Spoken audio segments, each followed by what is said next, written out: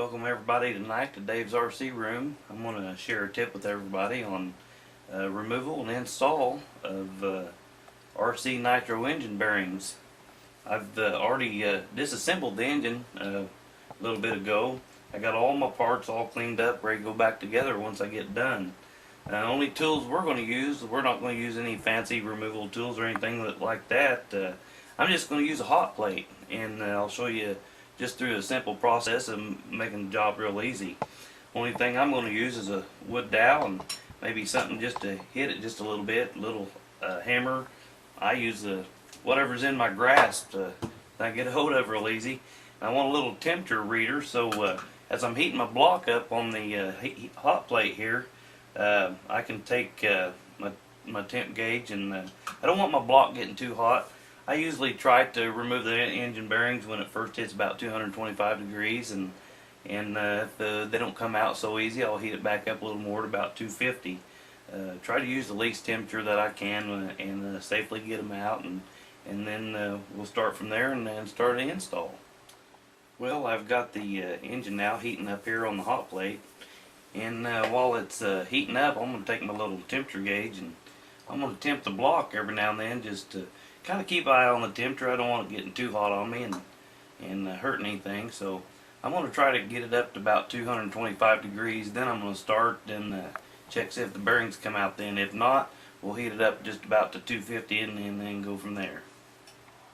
Okay, we've got our engine up here about 230 degrees and a little bit of smoke coming out of there, so we're going to go ahead and try it. You want to make sure you use a heavy glove for this process. It'll sure put the burn on you. I'm just going to tap the engine on the block of wood here, and the main bearing ought to fall right out.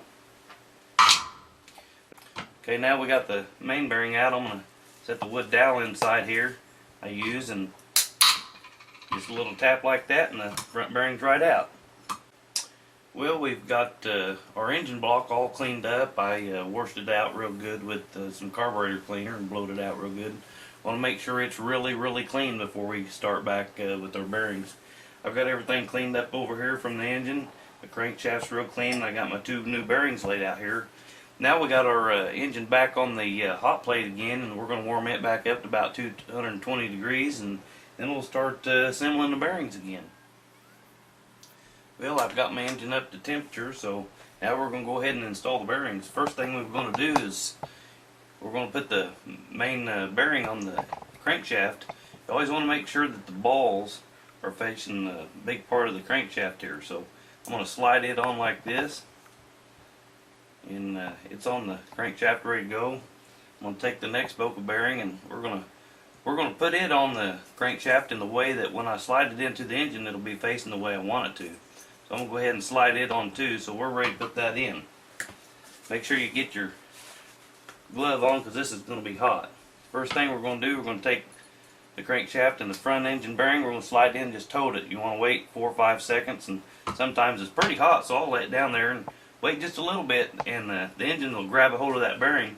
You real easily just pull the crankshaft out, front bearing's in, and we're going to insert it into the back and pull it down, and I heard it click, so I know that bearing's in real good, and just give it a little tug and let her sit there, and that's all there is to it. Our bearings are installed in the engine. Once it cools off, we'll start reassembling.